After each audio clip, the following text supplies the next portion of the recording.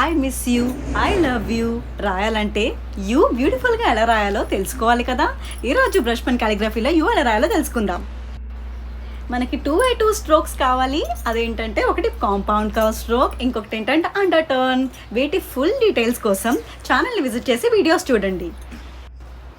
నేను ఇక్కడ Tombow pink colour brush pen use చేస్తున్నాను. So if you join both the strokes, మన modern కాలిగ్రఫీలో యూ రెడీ.